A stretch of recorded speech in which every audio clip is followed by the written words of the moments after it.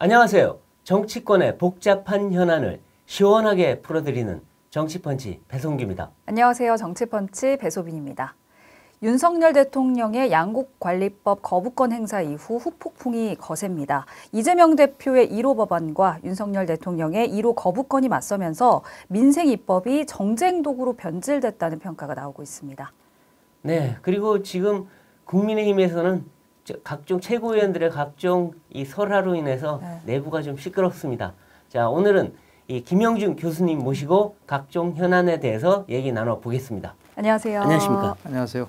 네, 잘 지내셨습니까? 네, 양곡관리법 이야기부터 해보겠습니다. 이제 윤석열 대통령이 양곡관리법 개정안에 대한 이제 제2요구권을 결국 행사를 했습니다. 민주당이 이제 법안을 재의결할 것으로 보이는데 일각에서는 이제 민주당이 진심으로 농심을 생각했다면 문재인 정권 동안 왜 안 했느냐, 그렇죠. 정치 공세의 성격이 다분하다, 뭐 이런 의견이 나오고 있는데 양곡관리법에 대한 우리 교수님의 생각도 한번 들어보고 싶습니다. 일단은 뭐 대통령제를 채택하고 있는 나라에서는 두 개의 이제 권력이 충돌하는 경우가 종종 있어요. 네. 그러니까 의회 권력과 행정 권력. 그렇죠. 그걸 우리가 듀얼 리지로머시라 해서 이중적 정통성이라는 얘기를 하거든요. 네. 그러니까 지금 의회는 민주당이 이제 다수석 169석을 갖고 있고, 그리고 행정부는 지금 이제 국민의힘 윤석열 정부가 있기 때문에, 그래서 양곡관리법은 엄밀하게 따지면 권한 대 권한이 충돌된 거죠. 그런데 왜 그러면 헌법에 대통령의 거부권이라는 그 항목을 줬을까요? 그러면 의회가 법안을 만들 때 지켜야 될 몇 가지 기준을 지키지 않으면 그때는 대통령의 거부권을 행사할 수 있는 거죠. 근데 크게 세 가지입니다. 첫 번째는 그 법안이 위헌적인 요소가 있는가 없는가. 특히 이제 기본권을 해체한다든지 이런 첫 번째 가장 큰 요소예요. 두 번째는 뭐냐면 예산과 관련된 충분한 나름대로의 고려가 있었는가라는 걸 이제 얘기를 하고요. 양곡관리법 같은 경우는 초과된 그 쌀을 수매하려면 1년에 1조 2천억 원 정도를 빼야 되는데 그 비용이 계속해서 들은 거 아니겠습니까? 매년 들은 거. 이런 것들에 대한 것들. 그리고 마지막 세 번째가 더 중요한데요. 어떠한 법안이 만들어졌을 때 그 법안이 제정했을 때의 효과가 과연 이루어지고 있느냐를 보는 거죠. 그러니까 이게 지금 쌀값 안정하기 위해서 양곡관리법을 만들었다는데 이건 쌀값 안정이 아니라 오히려 쌀값이 폭락이 될 수 있는 거예요. 왜냐하면 수요가 막 늘어나게 되면은 당연히 그 쌀값이 추락할 수도 있는 것이고 더 나아가서 농민 정책은 있지만 이렇게 무지하게 막 돈을 주면 농업 산업에 관련된 뭐 스마트팜이라든지 뭐 여러 가지 변화를 줄 수 있는 게 안 되거든요. 그렇기 때문에 제가 말하는 이 세 가지 중에서 두 가지가 치명적으로 한계를 갖고 있기 때문에 대통령이 숙고를 해서 이거는 거부권을 행사할 수밖에 없다라는 말씀을 좀 드립니다. 그렇죠. 그리고 지금 그 민주당 입장에서도 아마 대통령이 거부권 행사할 거라고 다 알고 있었을 거예요. 왜냐하면 자기들도 이 법이 무리한 거 좀 알거든요. 아니, 문재인 정부도 무리했기 때문에 이걸 안 했어요. 반대하고 안 했던 건데, 근데 왜 그럼 이렇게 그 폭주를 하느냐? 그 중에 큰 이유 중에 하나는 역시나 우리는 농민들이 이렇게 보살피는데 대통령은 보세요. 저 사람 농민들 내팽개치는 사람이에요. 라는 그런 인상을 주기 위한 어떤 정략적인 의도가 아니냐. 이런 지적이 나옵니다. 이제 가장 이제 많이 쓰는 말을 최근에는 언론에서 프레임이라는 말을 쓰잖아요. 그 프레임을 써서 우리는 농민을 위하는 정당, 저 농민을 아주 무시하는 정당 이렇게 프레임을 만들어 버리는 거죠. 더 나가서 우리는 서민을 위하는 정당, 저기는 귀족을 위한 정당, 기득권을 위한 정당, 이렇게 나눠버린다는 거죠. 그 프레임이라는 것은 결국은 왜 정략적으로 하죠? 아, 총선이 가까이 왔구나. 1년 정도 남았으니까 이제 보통 이제 우리가 그 STP라는 말을 써요. 마케팅에서는. S는 세그먼테이션. 세분화하는 거예요. 나누는 거고 T는 타겟팅. 그리고 P는 포지셔닝이라고 해서 홍보를 하는 건데 자기네가 가장 취약하다고 생각하는 거를 딱 나눠가지고 타겟팅을 하는 거죠. 그러니까 지금까지 농민, 특히 이제 농어촌에서는 민주당보다는 예를 들어서 국민의힘의 지지가 많았다고 판단하고 또 농민분들 중에서는 나이 드신 분들이 많거든요. 65세 이상. 그러면 65세 이상의 연령층에서는 전폭적으로 이제 국민의힘이라든지 아니면은 윤석열 정부를 지지, 거기 틈새를 노릴 수 있는 그런 거죠. 그러니까 지금 이제 말씀하신 것처럼 아니 그렇게 중요한 거라면 왜 문재인 정부 때 안 했죠? 그러니까요. 또 하나 묻고 싶은 게 있어요. 그렇게 검찰이 잘못되면 왜 검수완법을 그때 안 했죠? 네. 그렇죠. 아니 그 적폐청산한다고 난리칠 때는 박수치고 잘한다고 네. 인력 동원시켜주고 다 했잖아요. 그렇죠. 근데 왜 검수완박법을 그때는 안 했죠? 그렇죠. 그 너무 그런 게 많은 거예요. 맞아요. 이러다 보니까 아 이거는 법안에 대해서 너무 지나치게 정략적으로 그렇죠. 포퓰리즘 네. 입법을 통해서 네. 자신의 정치적 의도를 달성하기 위한 것이다.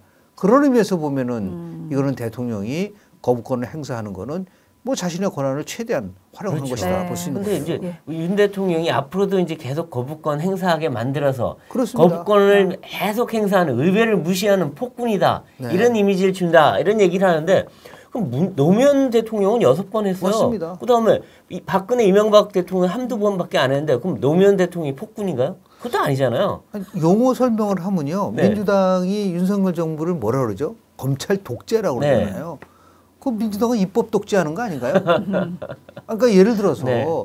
169석이라는 이제 거대 의석을 가지고 뭐 2020년대에는 비례대표까지 합치면은 180석을 가져갔어요. 그렇죠. 그거 180석을 가지고 어떻게 의회에서 행동했느냐를 우리가 돌이켜 보면은 뭐 완전히 폭거했었잖아요. 네. 북한전단법 못하잖아요. 네, 그렇죠. 포함해서 네. 아 그렇게 뭐 인권을 강조했었던 대통령이라고 하는 사람이 그러니까요. 인권 보고서 지금 나왔잖아요. 참담하잖아요. 그러니까요. 그거 그런 공개 안 했어요. 것들을- 일부러 5년 내내. 아 그러니까 네. 이제 그런 식으로 하니까 어떻게 됐죠? 5년 만에 정권이 교체된 그렇죠. 거예요. 네, 맞습니다. 왜 정권이 교체된지를 잘 모르죠. 2016년도 총선에서 당시 더불어민주당이 승리했습니다. 2017년 대통령 선거 이겼어요. 네. 2018년 지방선거 이겼고 2020년 총선 네. 네 번의 선거에서 연속적으로 이긴 정당은 민주당밖에 없어요. 네. 또 하나다른 기록이 있죠. 네. 5년 만에 정권이 교체된 정당은 민주당밖에 없어요. 예. 그 얘기는 뭐냐면 네. 자신들이 의회를 포함해서 정치적 행태에 대해서 국민들의 심판을 받은 거예요. 네. 그렇다고 하면 당연히 다음 총선이라든지 그 다음 대선을 위해서는 우리가 무엇을 잘못했고 무엇을 바꿔야 되느냐라고 하는 나름대로의 반성과 성찰이 있어야 되거든요. 네. 그게 없는 거죠. 예. 그러니까 이게 밀어붙여가지고서 이 부분, 그러니까 다시 또 얘기를 하면은 아 총선에 관련된 네. 부분에서 정략적 접근한 것도 있지만 이렇게 양곡관리법, 노란봉투법, 방송법 계속해서 이제 거부권을 행사하기 때문에 어떤 효과가 온지 아십니까? 이재명 대표의 사법 리스크가 점점 희석화될 수 있다. 네. 그걸 노리고 있는 것 같아요. 그걸 노리고 있는 거니까 네. 안 되죠 그러면은. 네. 예를 들어서 국회의원은 국민을 대표해야지. 예. 어떻게 특정 정당만을 대표하고 특정 대표만을 네. 대표하는 정당은 그거는 굉장히 국민들로부터 지지받기 어렵죠. 라고 네, 저는 맞습니다. 봅니다. 네. 네, 근데 이제 양곡관리법 개정안에 대한 대안으로 이제 네네. 조수진 최고위원이 한 발언이 또 논란이 굉장히 일고 있습니다. 밥 한 공기 다 비우기 캠페인 이런 아이디어를 냈는데 김기현 대표조차 그게 무슨 대책이 되겠냐 이렇게 말을 했습니다. 뭐 먹방으로 정치하냐 이런 비난의 목소리가 계속해서 나오고 있는데 왜 이렇게 국민의힘 지도부에서 계속해서 이런 설화가 나오고 있는지 참 참담한 생각이 좀 들거든요. 어떻게 보셨습니까? 자질의 문제죠. 옛날에 그 새누리당이 집단 지도 체제에 있었거든요. 네. 그때는 완전 봉숭학당이라고 그랬잖아요. 막 다 네. 대표, 최고위원 대표 막 싸웠는데 네. 난 지금 그 국민의힘의 그 최고위원회에서 의원들이 발의를 하면은 이 사람들이 정말 국회의원인가? 아니면 정말 4선, 5선 의원의 정치력을 갖고 있는 사람인가? 네. 의심할 정도예요. 아. 그러니까 두 가지로 봅니다. 네. 하나는 뭐냐면 또 선거가 가까이 왔잖아요. 네. 그러니까 특히 이제 그 비례대표 의원들 같은 경우는 뭔가 반짝하고 뭘 보여줌으로써 나름대로 우리가 표현하면 좀 미안하지만 네. 관종이라는 말을 쓰잖아요. 네. 뭔가 정치적 관심을 끌기 위해서 한 거가 아니라면 도저히 이해가 안 되는 부분들이 네. 좀 있는 거가 있고요. 네. 두 번째는 맹목적 지지. 네. 그러니까 예를 들어서 맹목적 지지. 맹목적 지지죠. 네, 그렇죠. 예를 들어서 대통령이 거부권을 행사했어. 네. 그럼 거부권 행사에 대해서 뭔가 내가 논리적으로 이걸 제공해줘야 돼. 네. 그런 나름대로 강박관념이 있는 거죠. 네. 그러니까 끊임없이 어떤 거가 나오면은 아. 예를 들어서 정당이라는 거는 자율성과 독립성을 토대로 네. 해서 특히요 이거는 뭐 항상 강조를 했지만 대통령제 하에 속에서는 행정부가 입법부가 견제와 균형이잖아요. 네. 그러니까 입법부는 행정부를 견제해야 됩니다. 네. 그래야지 대통령제가 제대로 움직이는데 여야가 함께 행정부를 견제해야 되는데 우리는 지금 어떻게 돼 있냐면 내각제식으로 운영이 되다 보니까 여당은 무조건 정부를 옹호해야 되고 네. 야당은 무조건 정부를 반대하는 네. 특히 이제 여당의 지도부는 무조건 정부를 옹호해야 된다라고 하는 그런 강박관점이 네. 있는 거죠. 그거는 오히려 네. 자기 집권당을 더 국민들로부터 희화시키고 어려워하는 네. 그런 분들이 계속해서 국민들에게 나타난다고 한다면 야 이거는 정치가 네. 발전하는 게 아니라 오히려 퇴보하고 있구나라고 하는 지적을 받을 수밖에 없죠. 예. 여기에 말씀하시니까 생각나는데 이 대통령의 멘토라고 당초 알려졌던 네네네. 심평 변호사가 좀 쓴소리를 했어요. 네. 그 주변에 직원하는 사람이 없냐, 네. 그 교만함을 경계해야 된다. 뭐 그다음에 지지층의 달콤함에 빠지지 말라. 이런 저희가 들어도 뭐 충분히 하실 수 있는 그냥 뭐 충원 같은 건데 그걸 보고 바로 그 윤 대통령 그 후보 때 수행실장했던 이용우 의원이 바로 나서가지고 네. 철새 같은 행태다. 막 이렇게 공격을 하는데 저도 이렇게까지 공격을 해야 되나 싶은 생각이 들더라고요. 똑같아요. 아까 맥락에서 네, 봤을 그러니까요. 때 그분 비례대표 의원 아니신가요? 또 포함해서 생각을 한번 해보십시오.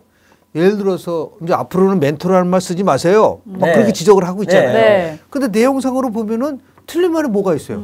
아니 윤석열 정부는 10분의 3만 치중을 하니까 네. 예를 들어서 뭐 그래 뭐라 그랬어요?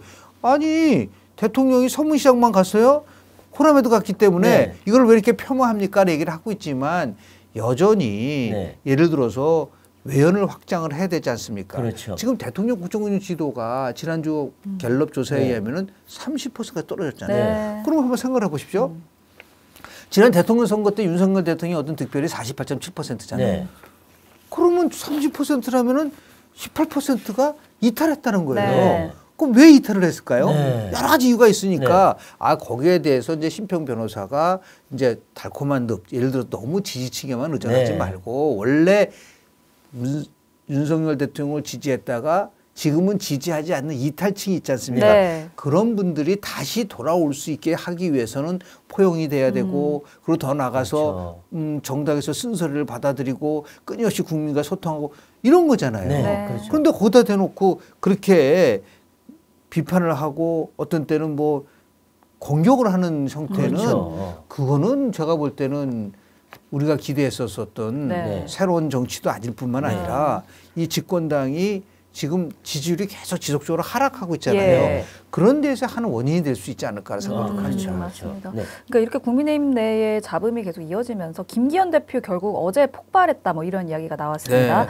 이제 공직 후보자 기초자격평가 폐지를 검토하고 있다 이 보도에 대해서 도대체 헛소리를 떠드는 놈이 누군지 색출하라 이렇게 굉장히 격양된 반응을 보였는데 평소에 김기현 대표 굉장히 온화한 성격으로 그렇죠. 알려져 있잖아요.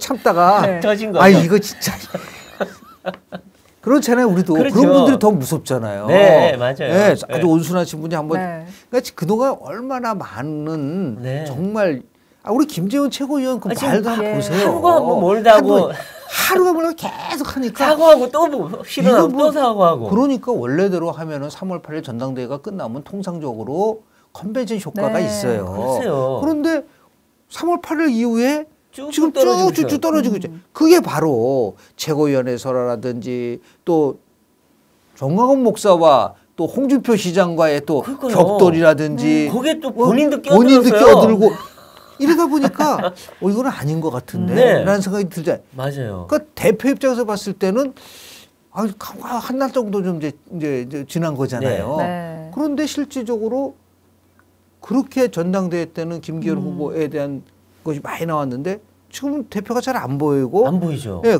굉장히 나쁜 영역에서만 등장을 하게 되는 그러니까 그렇죠. 화가 날 수밖에 없죠. 네. 그리고 인사도 지금 본인 마음대로 하는 건지 잘 모르겠어요. 그렇죠. 주변에 친윤들한테 완전히 둘러싸여 있다. 이런 지적이 아니 그래서 나와요. 뭐 연포탕을 얘기를 하셨잖아요. 연포탕은 없죠, 예. 지금. 예. 그 연포탕이 아니라 뭐 친윤탕이냐라고 얘기할 정도로 네. 사람들이 막 비판받는데 네. 이제 아마 4월 7일 날 네. 이제 신임 네. 원내대표가 이제 선출되지 않겠습니까? 예. 그분이 뭐 친윤이든 아니든 간에 그러면 이제 다시 정비해야 될 거라고 네, 보고요. 네. 단언컨대 지금 4월 달이지 않습니까? 네.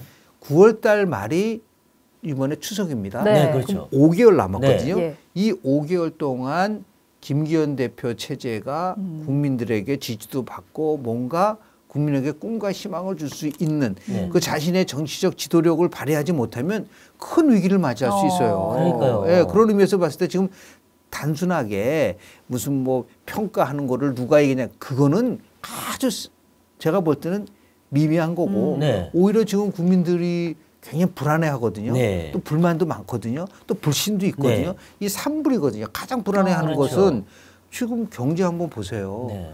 아, 유가가 변한 건 또 급등할 가능성이 좀 있잖아요. 그렇죠. 감산을 하다 네, 보니까. 사우디랑 러시아가 그렇죠. 손잡고 지금 경기 감산해 침체는 버렸죠. 이루어지고 또 네. 북한은 계속해서 그 핵 위협을 하고 있지 않습니까? 그렇죠. 이런 상황 속에서 아, 이거 어떻게 되는 것인가에 대한 부분들에 대한 것들에 대해서 국민들에게 민생과 경제 쪽으로 집중을 하셔야 돼요. 김기현 그렇죠, 대표가. 그렇죠. 그 나무적인 것 또 하나 중요한 거는 잘못한 것에 대해서는 분명하게 아직 자신의 의지를 갖고 용기를 갖고 응징할 거를 응징해야 된다. 그러니까 김재원 최고 문제도 처음에 아주 단도를 그렇습니다. 했었는데 단도를 못하니까 3번에 걸쳐서 연타를 맞은 거 아니에요 지금. 그러니까 황교안 대표 체제 때 한번 복귀를 한번 해보세요. 네. 그때 가장 문제가 됐을 때 올판 폐허 반환이 있었거든요. 네.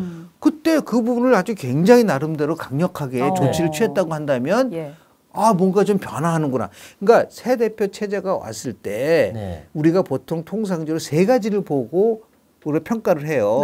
이 3가지가 중도층을 유입하는 거거든요. 제일 첫 번째는 변화를 가져오는 개혁을 하고 있는가. 개혁을 하고 있는가. 두 번째는 뭐냐면 민생을 챙기고 있는가. 세 번째는 도덕적으로 다른 정당과 비해서 훨씬 더 우월함을 보이는가.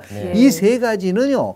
대원칙이기 때문에 흔들리지 않고 추진해야 된다고 한다면 한 번도 해보지 않은 정치 개혁이라든지 예를 들어서 저 같으면 그렇게 되겠어요. 김기현 대표 체제 들어와서 우리 정당 체제 지금 엉망이거든요. 이 잘못된 정당 시스템, 비대화된 중앙당을 아예 그냥 대폭 축소하겠다든지 공천권을 정말 국민의 품으로 돌려놓겠다든지 이러한 나름대로 뭔가 그동안 다른 대표가 하지 못했던 거를 하면서 혁신을 주도해야 됩니다. 근데 그런 게 안 보이고. 그럼 힘이 없는 거 아니에요? 아니 근데 힘이 없는 게 아니죠. 아니 이제 대표 됐잖아요. 아 죄송합니다. 자기가 얼마든지 할 수 있는 거예요. 아니 뭐 딴 데를 바라보고 계신 것 같아요. 그게 이제 설득의 리더십이죠. 그리고 더 나가서 그럼 우리가 당정 일치라는 걸 얘기를 많이 하고 있는데 대통령 입장에서 봤을 때는 아니, 집권당을 자기가 마음대로 하는 게 그게 좋습니까? 오히려 적당하게 보이지 않게 우리 뭐 이런 속옷 써도 돼요? 네, 편하게 하시면. 그것도 짜고 치는 곳도 팠잖아요. 그렇죠, 맞아요. 옛날에 많이 했어요. 그렇죠. 대충 이거는 이렇게 하고 노골적으로 하는 것보단 그게 낫죠. 저를 들이박으세요. 대통령이 당 대표한테 그럴 수도 그 정도로 뭐 예를 들어 여유 있는 거 아니에요 대통령이. 근데 그게 자꾸만 대통령 눈치만 보고 살피고 엿보면은 어떻게 역동성을 가질 수 있겠어요. 그런 의미에서 이제 지금 대통령실에 있는 정무, 대통령의 의지, 그리고 집권당 이 세 부분 속에서 앞으로 어떻게 국민의 힘이 지지율도 회복하고 국민들에 다가설 수 있느냐에 대한 나름대로 아주 촘촘하고 아주 굉장히 중요하고 그러한 전략을 좀 만들어야 되지 않을까라는 생각이 듭니다. 근데 이제 국민의힘도 지금 중도층이 약간 이탈하고 또 청년층 2030이 지지율이 빠지니까 이걸 어떻게 다시 잡아야 될까 고민을 많이 하는 것 같은데 근데 그 고민의 일단을 보면 잘못하면 그 돈 풀어서 선심 정책으로 또 하겠다는 그런 생각만 하고 있지 자기들이 어떤 이미지로 비치고 있는지에 대해서 생각을 잘 못하고 있는 거 아닌가 싶어요. 2030의 지지가 낮다고 했을 때 실은 이제 또 하나 봐야 되는 거예요. 2030의 중도층이에요. 그렇죠. 그러니까 20대 남자 중에서 실은 강력한 보수층. 그 한국갤럽이 매달 말에요. 그 자료를 발표하는데 지난 3월 달에 통합 자료에 의하면 20대 남성 같은 경우는 보수라고 대답하는 사람의 비율이 한 34% 정도 됩니다. 높아요. 그런데 여성은 10%밖에 안 되거든요.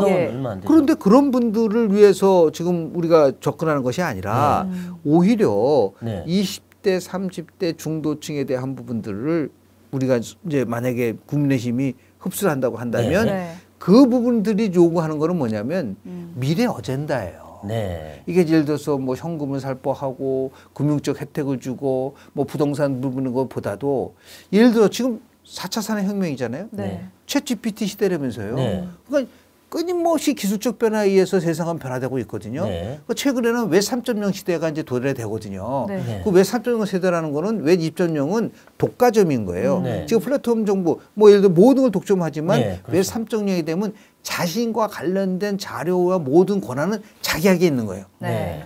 변화되고 있거든요. 네. 그럼 거기에 맞게끔 우리가 예를 들어 새로운 기술에 맞는 정책을 펼치면은 앞으로 네. 일자리는 몇 개가 창출되고 네. 그리고 더 나가서 우리 수출은 얼마나 많아지고 어. 그러니까 미래에 대한 나름대로의 전망과 그리고 거기에 대해서 비전을 보여줘야 되죠. 네. 네. 지금은 그냥 비전이 없는 거죠. 네. 그냥 현금 살포하고 글쎄요. 이런 것들 위해서는 그건 단발성일 수밖에 없고. 문재인 정부 했던 거랑 똑같은 방식이에요. 그렇게 되면. 아니 그렇게 되면 이게 또 서로가 막 해가지고요. 또 경쟁해요. 경제어제 기본 시리즈 나오는 거예요. 그렇게 지금 해가지고 나왔어요. 나왔잖아요. 이재명 대표 드디어 그러니까 나왔어요, 이게 또. 지금 악순환 구조로 가는 네. 한마디로 얘기해서 우리가 이걸 변화시키지 않으면은요 미래에는 더 어두워질 수 있다는 말씀을 그렇죠. 드립니다. 네, 맞습니다. 그리고 이제 지금 윤 대통령이 외교안보 일정만 소화하고 나면은 지지율이 떨어져요. 그러니까 네. 이번에도 일본 문제는 방향은 옳았지만 그 어떤 세부적인 어떤 그 보살핌이라든가 그런 게 조금 부족하지 않나 네. 싶은데 미국 가기 전에 지금 김성한 그 국가안보실장이 갑자기 뭐 블랙핑크 뭐 네. 공연 문제 이런 걸로 그냥 갑자기 경질이 돼 버렸는데 이번에 미국 방문 뭐 의회에서 상하원 합동 연설도 한다. 참 좋은 게 많은데 그렇죠. 이번에도 또 혹시나 또 이상한 논란 때문에 뭐 날리면 이런 거. 네. 두 가지 때문에 네. 두 가지가 결여돼 있기 때문에 네. 그래요. 대통령이 한일 문제를 풀기 위해서 제3자 방식에서 변제를 한다는 네. 거는 네. 결단이에요. 그렇죠. 그렇죠. 어쩔 수가 그리고 없었어요, 굉장히 그건. 미래지향적인 거를 가져가겠다라고 네. 얘기를 하는 거죠. 뭐 만약에 지금 민주당 같으면은 김대중 오부치 선언 네. 98년도 10월달에 있었던 네. 거를 다 부정하는 거예요. 글쎄 말이야 자기들이 자기네들이 DJ 대통령- 계승정당이라면서. 그렇죠. 그거 다 부정하는 건데, 네. 근데 이런 거가 이제 두 가지 부족했다는 건 뭐냐, 이제 미국 정치 과정 속에서 그 미국 대통령을 어떻게 이제 보좌하느냐는 걸 보면 첫 번째는요, 굉장히 중요한 민감한 현안이 있을 때 대통령이 사전에 국민을 상대로 해서 간담회를 합니다. 네. 예를 들어서 뭐 담화가 아니라 네. 직접적으로 왜 내가 이것을 해야 되는지에 대해서 네. 이것이 됐을 때는 국민들이 얼만큼 예를 들어서 비판을 받을 수도 있지만 네. 이걸 할 수밖에 없었던 것에 대해서 지금 한번 보세요. 한미일 협력 체제가 없이 우리가 지금 갖고 있는 거를 끌고 나갈 수가 있나요? 뭐 힘들죠. 거의 불가능합니다. 네. 네. 그럼 미국에서 이 부분에 서 빨리 복원하라는 그런 요청이 분명히 있었을 거라고. 그렇죠. 그걸 진솔하게 얘기하는 거예요. 네. 그 두 번째는 북한 핵위협에 대해서 우리 혼자서 할 수 있나요? 그렇죠. 정보를 교환해서 일본과 나름대로 그걸 풀어야지만이 되는 네. 부분들이 있지 않습니까? 그렇게 해서 정부를 믿고 이 정부가 어떤 식으로 하겠다는 것에 대해서 미리 국민들에게 설명을 할 수 있었어야 된다. 어. 두 번째는 끝나고 나서도 해요. 맞아요. 끝나고 나면 보통 통상적으로 보면 이게 우리 저 뭐 사부, 부르거든요. 오부요인들 다 네. 부르고 불러서 또 여야 다 부르잖아요. 부르거든요. 다 그런데 설명하고. 지금까지 대통령이 순방하고 나서 야당 대표 만난 적이 있나요? 없죠. 야당 대표에 대한 사법적인 건 사법적인 네. 거고 네. 아니면은 외교위원회 위원들 다 부르는 거예요. 그렇죠. 미국 같은 경우는 그러면 의장단도 부를 수 있고 다 할 수 있고요. 국회의장단도, 예. 거기서 지금 이 상황에 있었고 어떤 얘기가 있었고 설명을 하게 되면 그 이후에 나오는 뭐 후쿠시마 오염수 네. 방류가 있었느냐 없었느냐 수산물 수입이 있었느냐 없었느냐 독도 이런 것들이 사라지는 거죠. 네. 근데 지금도 마찬가지예요. 우리 한미일 네. 회담이 앞으로 있을지도 모르고 이제 우리가 미국을 가게 되면은 대통령이 미국 방문해서 가장 역점적으로 둬야 되고 이걸 통해서 우리가 얻을 수 있는 게 뭐냐. 네. 지금 반도체법 때문에 굉장히 어려운 부분을 겪는 것도 있지 않습니까? 네. 이런 부분들을 해소한다든지 북한의 위협에 관련돼서는 어떻게 대처를 한다든지 그렇죠. 그런 확고한 것들을 해부라든가. 대통령이 순방 전에 저는 꼭 한번 했으면 좋겠어요. 네. 그래서 뭐 필요하면 뭐 TV조선 여기 네. 우리 정치 펀치에 나와가지고 미국 미국 많이 해요. 네. 미국은 대통령이 나가가지고 그렇죠. 네. 단독으로 얘기를 많이 하거든요. 그런 것들을 아니면 이제 공영방송을 통해서 네. 1대1로 네. 나름대로 하는 것이 네. 오히려 좀 좋지 않을까. 그리고 끝나고 나면 이번에는 그 네. 성과 관련돼서 네. 한번 좀 대통령이 여야 정치인들을 모아서 네. 설명할 수 있는 좀 그런 것들이 좀 필요하지 않을까 생각이 저희 정치 됩니다. 펀치에도 한번 나오시면은 그럼요. 그렇죠. 네, 또 이제 후쿠시마 이야기가 나와서 네네. 그런데 오늘 민주당 일부 의원이 또 후쿠시마를 방문합니다. 오염류 방류 위험성 알리겠다 뭐 이런 취지인데 이제 일본 정치인 도쿄 전력 측과의 면담도 불발이 되면서 사실 실효성 논란이 좀 제기되고 있거든요. 성과가 좀 있을 거라고 보십니까? 일본 정치인이요 독도 문제 때문에 한국을 방문하려고 그러다가 입국 못한 적이 있어요. 그거 그렇죠. 기억나시죠? 맞아요. 네. 네. 이거 그게 거부됐어요, 그냥. 거부됐어요. 근데 그래도 가긴 갔나 보죠? 예를 들어서 아니 생각을 해보세요. 이 문제는 자신들이 얘기하는 게 진짜 일단 대한민국의 대통령과 정부가 절대로 이 후쿠시마 수산물에 대한 수입은 하지 않는다라고 밝혔어요. 밝혔잖아요. 그리고 뭐 이게 우리가 WTO 가서 무역 소송에서 이겼기 때문에 그렇죠. 수입은 한국이 알아서 하는 거다. 그렇죠. 일본이 뭐라 할 수 없다고 네. 아예 판정을 받았기 그렇습니다. 때문에 우리가 수입 안 하면 수입을 할 방법이 없어요. 또 하나 게 중요한 포인트가 네. 있는데요. 하나 뭐냐면 지금 이제 궁금한 게 이거죠. IAEA에서 지금 후쿠시마 오염수와 관련된 수사를 하고 있잖아요. 예. 조사를 하고 있잖아요. 근데 거기서 만약에 이거는 기준상으로 괜찮다라고 허용을 했을 경우에는 어떻게 할 거냐라는 거죠. 그러면 이제 우리가 그런데 우리의 이제 입장이 나와야 되는 거거든요. 네. 이게 이제 뭐 윤석열 정부의 아주 고민이 깊어지는데 네. 다만 문재인 대통령이 뭐라 그랬죠? IAEA 기준이다 보면 우리는 따라야 된다고 그렇죠. 얘기를 했잖아요. 네, 맞아요. 예. 근데 이거를 만약에 기준에 적합하다고 얘기했을 때 윤석열 정부가 얘기를 하면은 아마 그걸 가지고 굉장히 또 논쟁이 될 가능성도 있기 때문에 네. 그래서 사전에 어떠한 상황에 대한 것을 미리 잘 준비를 해서 아마 4월이나 아니면은 여름까지는 이제 방류를 계획하고 있다는 거 아닙니까? 네. 일본이 그 전에 그러면 한국의 예를 들어서 플랜은 뭔지 그 독자적으로 가서 조사할 수는 없는 입장인데 그렇죠. 할 수가 없잖아요. 그 나라의 문제인데 그렇죠. 우리가 어떻게 이런 것들에 대한 합니까? 부분들. 그런데 하여튼 지금 민주당 의원들이 4명이 이렇게 가서 하는 것은 네. 약간 좀 돈키호테식이에요. 그렇죠. 전혀 맞아요. 뭐 예를 들어서 효과도 없을 뿐만 아니라 그러고 해서 나와서 어떤 또 이런 비슷한 게 한 번 있었어요. 기억나실지 모르지만 또 한국인들이 전부 다 가가지고 또 사드 배치 반대한다고 중국 간지 기억나세요? 맞습니다. 5명 같이. 맞아요. 아니 이 사람들이 왜 그런 했대? 그 자기는 국익을 위한 게 아니라 본인의 이익을 그렇죠. 위해서 당리당략을 위한 거죠. 맞아요. 그러한 식의 정치 행태를 보이니까 대한민국의 정치가 오히려 퇴보하고 있구나. 그러니까요. 그런 부분들을 지적을 받을 수밖에 근데 없죠. 과학적인 걸 갖고 했으면 좋겠어요. 뭐 우럭에 무슨 방사능 우럭이다, 방사능 그렇습니다. 멍게다 하는데 사실 실제로는 보면 지금 방사능 우럭은 없다는 거예요. 그때 당시에 뭐 사고 났을 때 그때 그렇죠. 얘기지만 그리고 이게 해류가 돌고 돌아서 우리나라 올라오면 최소 7개월 아니면 2년이 걸린다는데 실제로는 그때 방출되는 뭐 검출되는 방사능은 거의 없다는 거죠. 더구나 우리가 손 놓고 있다 그러지만 우리 정부가 IAEA 조사단에 참가하고 그렇죠. 하고 있어요 있기 지금. 때문에. 그렇죠. 그러니까 이걸 갖고 너무 이렇게 몰아붙이는데 과학적인 결과를 보면서 좀 이성을 갖고 바라봐야 될 것 같아요. 아니 미국산 소고기 먹으면은 뇌송송 해가지고 뇌송송 한 명도 없어요. 얘기했었잖아요. 제가 미국에서 유학을 오래 했거든요. 예. 참 슬픈 얘기예요. 제가 보니까 유학생이니까 네. 비싼 고기를 못 먹었어요. 네. 저는. 그래서 싸다 그래서 사 먹었. 그게 15개월 이상 된 거였었어요. 보니까 싸게 그렇지 않습니까? 네. 예. 그렇게 많이 먹었는데 네. 그래서 제가 이런 얘기도 했어요. 뭐 정말 미국산 소고기 먹고 광우병에 걸릴 확률은 골프 치면서 홀인하고 나왔다 번개 맞을 확률보다 높다고 얘기를 한 적이 있었어요. 맞아요. 거의 없다는 얘기인데 그렇죠. 그걸 그냥 막 지금 미국산 소고기 얼마 먹는지 아시죠? 엄청 먹죠 지금은. 가장 많이 먹고 있거든요. 많이 수입하는 그럼 다 뇌송송 돼야 되잖아요. 그렇죠. 안 그렇잖아요. 그리고 그때 그거 주장 극렬하게 했던 분들요 자제분들 다 미국에서 유학하고 있었어요. 그래서 제가 물어봤어요. 왜 그러시냐 도대체. 그러면은 자제분들 유학 취소하고 돌아와야지. 그때 공부는 미국에서 해야 됩니다. 왜 그런지 아세요? 미국을 이기려면 미국에서 알아야 됩니다. 그런 논리죠. 그런 부분들이 있었었는데. 네. 예. 아니, 민주당 이야기가 나와서 말인데 네, 어제 또 안민석 의원이 엄청난 말을 해서 지금 또 논란이 일고 있습니다. 내년 총선에서 국민의힘 패배하면 윤석열 대통령 부부 감옥에 갈 것이다.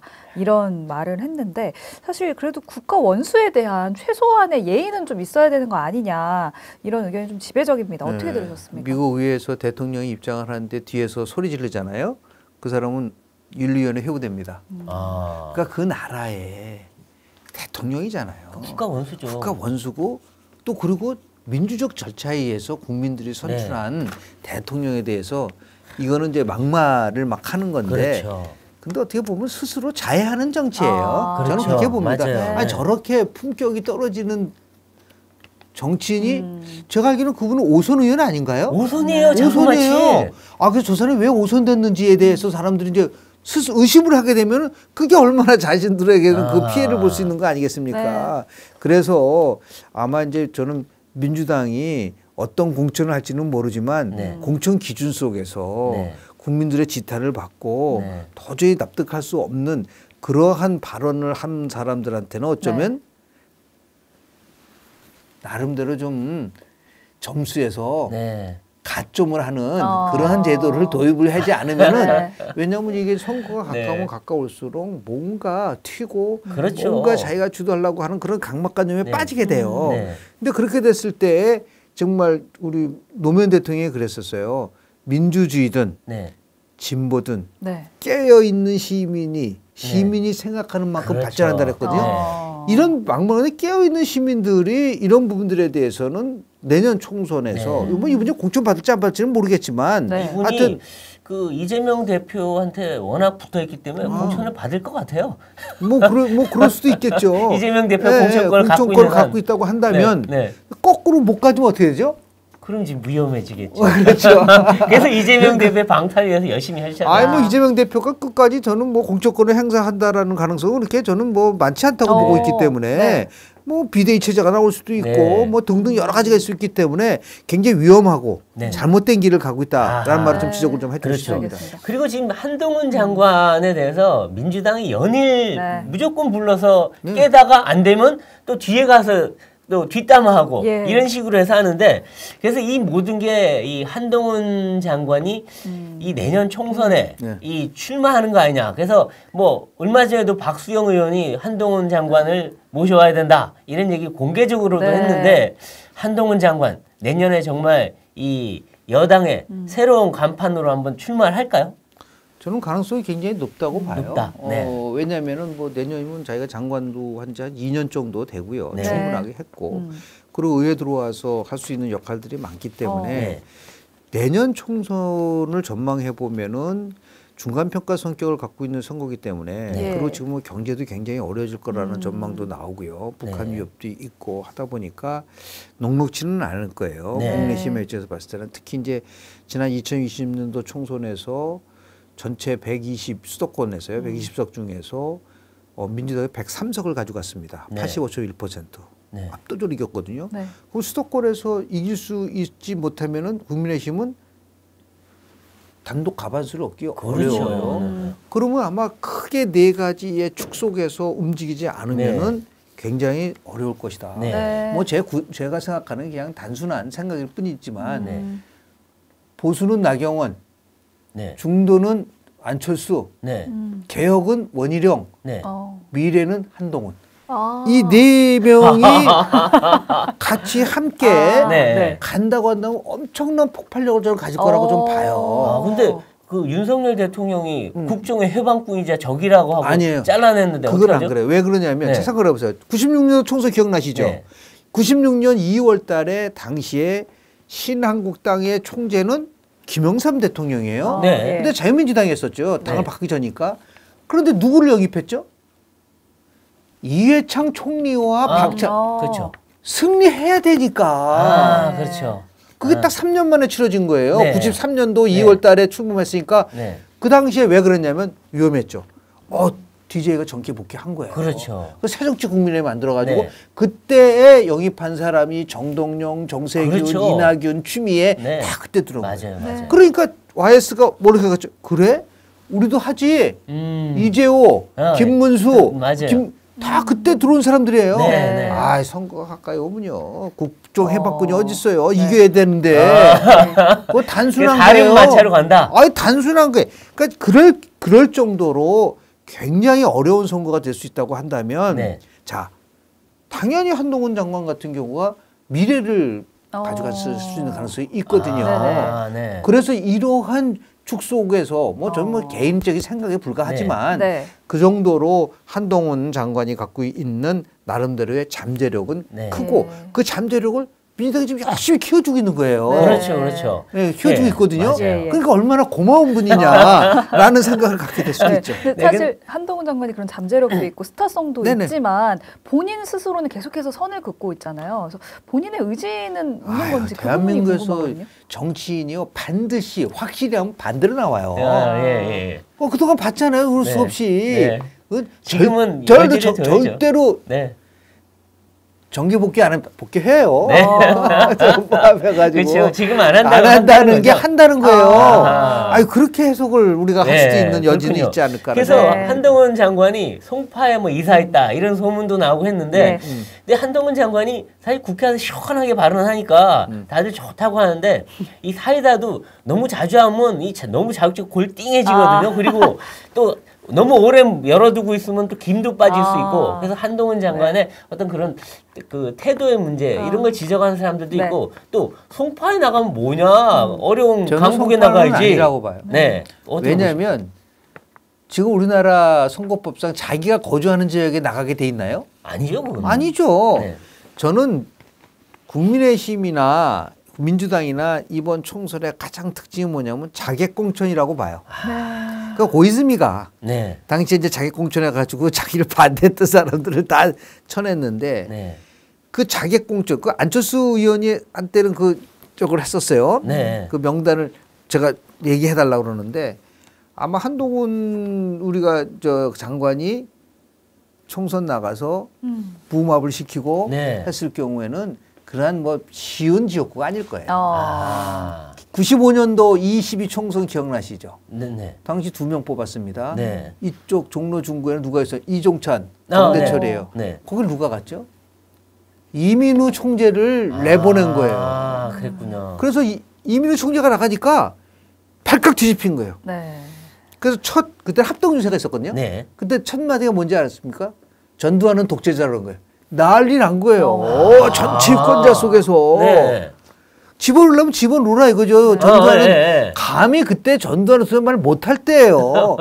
완전히 붐이 일어난 거예요. 그래서 신한민주당 돌풍이. 그죠. 그때 신한민주당 돌풍이 일었죠. 그 무슨 그래서 일화는 뭐냐면 김영삼 총재하고 이민우 총재가 앉아가지고 나를 나무 위에 올려놓고 흔들지 마세요.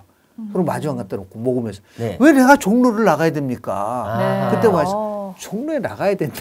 반드시 그 YS의 아직 그 동물적 감각이요. 뛰어난 거죠.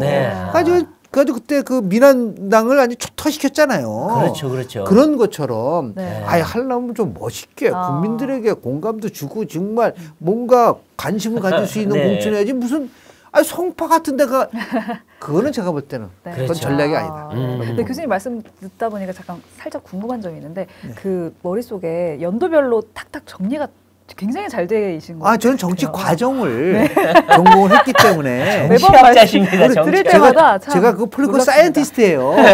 정치 과학자이기 때문에 과학이라는 관찰과 엠피리컬 에비던스 객관적 근거를 가지고 현상을 연구하기 때문에 정치 현상을 연구하려면 그동안 있었던 모든 자료 그리고 또 나가서 이제 우리가 얘기하는 사례 이런 것들이 다 이렇게 축적이 돼서 그걸 토대로 얘기를 하면은 조금 나름대로 설득력이 좀 있지 않을까 생각을 좀 합니다.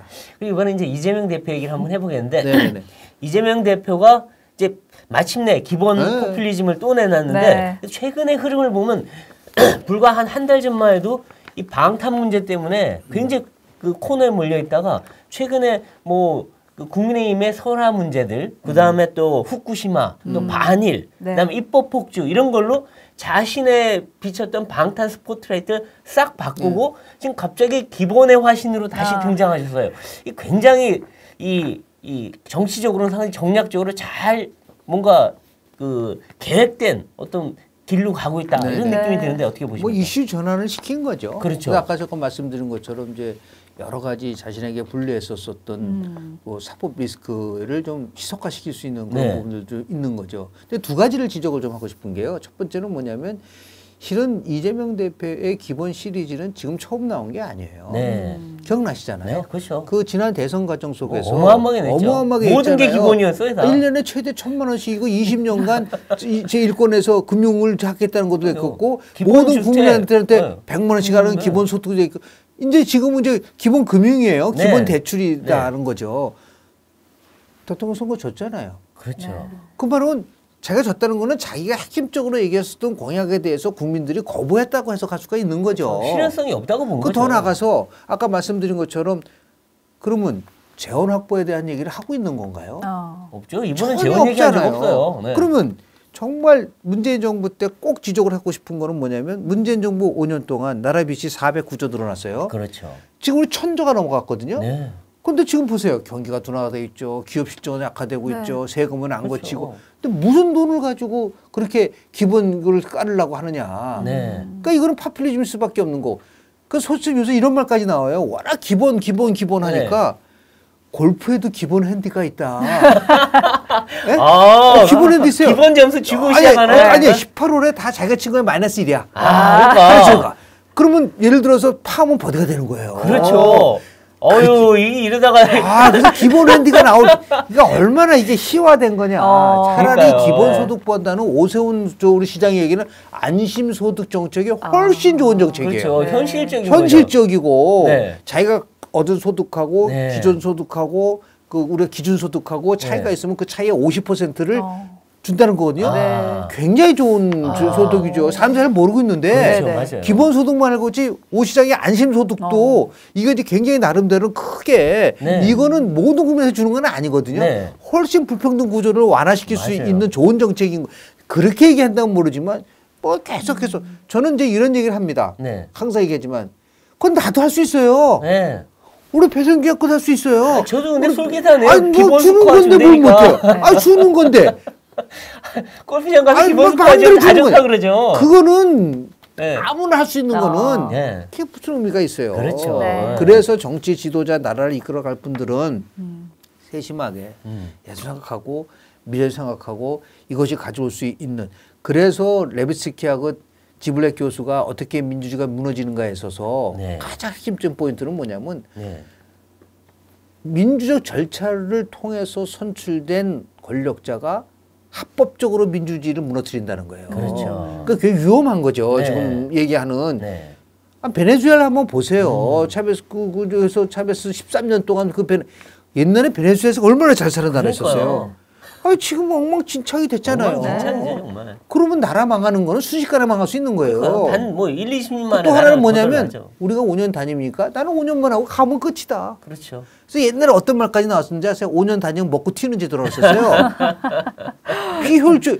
거기다 지금 기본 시리즈 따르고 그렇죠. 입법 펄시 따르고 이거는 나중에 우리 미래 세대를 청년 세대를 죽이는 거죠. 네. 저는 그렇게밖에 네. 생각할 수 없다고 네. 생각합니다. 그리고 최근에 이제 이재명 대표와 또 관련해서 온라인에서 좀 시끄러웠던 네. 주제가 있습니다. 김포공항 주차 빌런인데 이제 한 차가 다른 차량의 통행을 막은 채 주차가 되어 있었는데 이 차가 알고 보니까 이재명 대표의 비서실장인 천준호 의원의 렌터카였다라는 네. 것이 드러났습니다. 뭐 사과도 없었다고 하는데 사법 리스크뿐만 아니라 이런 무개념 사례까지 계속 아유, 나오면서 인성 논란이 또 맞습니다. 이어지고 있습니다. 처음엔 또 허위 사실이다 이렇게 맞아요. 거짓말까지 했거든요. 어떻게 보셨습니까? 거짓말, 선동, 괴담 이런 게 지금 이제 민주당을 뒤덮고 있는 네. 악재라고 보는데요. 이제 우리 고인이 되셨는데 우리 박세일 한반도 선진화재단 이사장님이 지도자의 길이라는 거를 마지막에 글을 남기시고 가셨어요. 네. 그러니까 지도자가 되기 위해서는 4가지의 기본적인 게 있어야 되는데 가장 먼저 말씀하신 게 뭐냐면 애민과 숙입니다.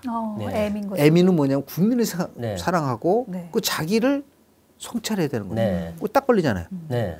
그렇게 혼자서 막 그게 그게 국민 대표자라고 볼 수 있어요. 그렇죠. 그렇잖아요. 그 숙이 이거는 안 된다. 네. 내가 딴 것도 아니고 국민의 선택을 받은 국회의원이라고 한다면 네. 솔선수범하고 자기 생각하고 책임을 지 그런 거 없잖아요. 그 말은 뭐냐면 내가 뭐 제1야당 대표 비서실장인데 내가 어디다 대면 어때? 어디면 어때? 이런 게 깔려 있는 거잖아요. 그렇죠. 그러면서 정부를 향해서는 뭐 비판하고 뭐 자기네들은 굉장히 도덕적으로 아주 가장 잘못된 뭐 도덕적 우월주의에 빠져 있는 거거든요. 네. 내가 이렇게 하는 건 좀 양을 좀 해주시고 네. 그런 부분들이 굉장히 잘못된 그렇죠. 상태인 거죠. 맞습니다. 네. 네. 네. 네. 오늘은 이 김영준 교수님과 함께 여러 가지 현안에 대해서 얘기 나눠봤는데 아유 이거 뭐 여당도 야당도 네. 좀 이 국민들이 안심하고 살 수 있게 좀 제대로 정치 좀 해주셨으면 네. 좋겠습니다. 애민과 수기를 생각하는 정치권이 됐으면 좋겠습니다. 정치펀치 다음 이 시간에는 더 화끈한 펀치로 돌아오겠습니다. 고맙습니다. 고맙습니다.